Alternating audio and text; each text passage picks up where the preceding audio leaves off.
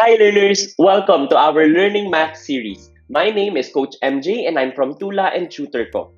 Sa video natin ngayon, pag-aaralan natin kung ano ang divisibility by 5. Ano kaya to? Sige, simulan natin. Let's imagine na magkakaroon tayo ng sports fest. Exciting! At ito ang mga sports na pwede nating salihan. Badminton, softball, at basketball. Sa mga sports na ito, may required number of players per team.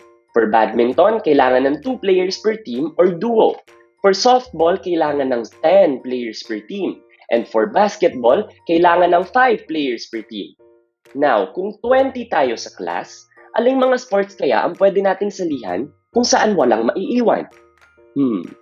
Pwede tayong bumuo ng 10 teams or pairs for badminton, 2 teams for softball, at 4 teams for basketball. Ayan, sakto! Pasok tayo sa lahat ng sports.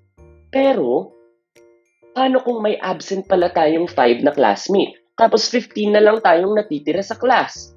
Pwede pa rin ba tayong sumali ng badminton? Hindi na, kasi may isa tayong classmate na walang kapartner. What about softball? Hindi na rin, may iwan na 5. Basketball kaya? Pwede pa rin. Nice! So kung 15 lang tayo sa class, basketball lang yung sport na pwede nating salihan kasi 15 is divisible by 5. Pero ano bang ibig sabihin ng 15 is divisible by 5? Kapag sinabi natin na is divisible by, it's the same as saying can be exactly divided by. Kapag sinabi nating exactly, dapat walang maiiwan o matitira. Tulad ng example natin kanina sa class of 15 students. Walang maiiwan o matitira kapag nilaro natin ng basketball. Kaya natin sinabi kanina na 15 is divisible by 5.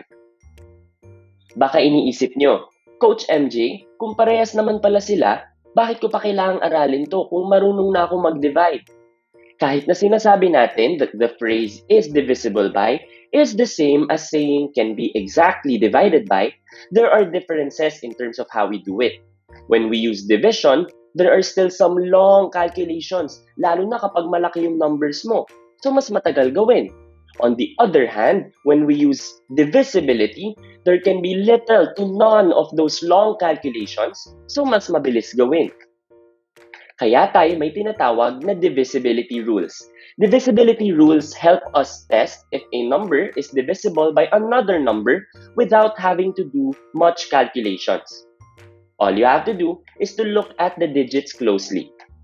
So let's take a close look at the digits of our example a while ago, 15. Step 1, identify the digit in the ones place. If you need a reminder, the ones place is the rightmost digit. So in this case, it's 5. Next step, step 2, determine if the digit is 5 or 0. And yes, the digit is 5, therefore 15 is divisible by 5.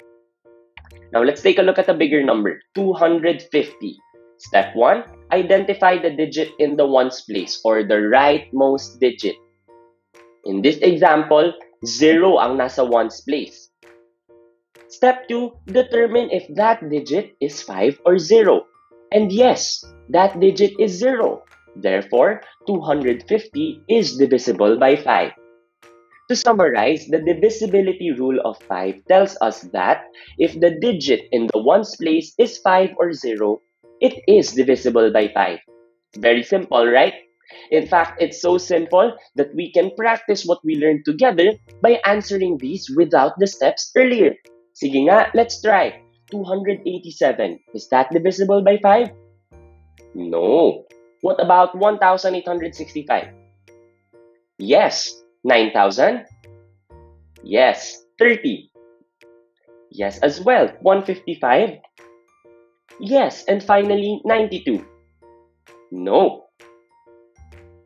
Good job! You finished watching our video about divisibility by 5 from the Learning Math series. May natutunan ka ba? Gusto mo pang mag-level up? Click that bell button below to subscribe so you'll get notified of new videos. Pwede mo ring puntahan ang YouTube channel namin. Happy learning!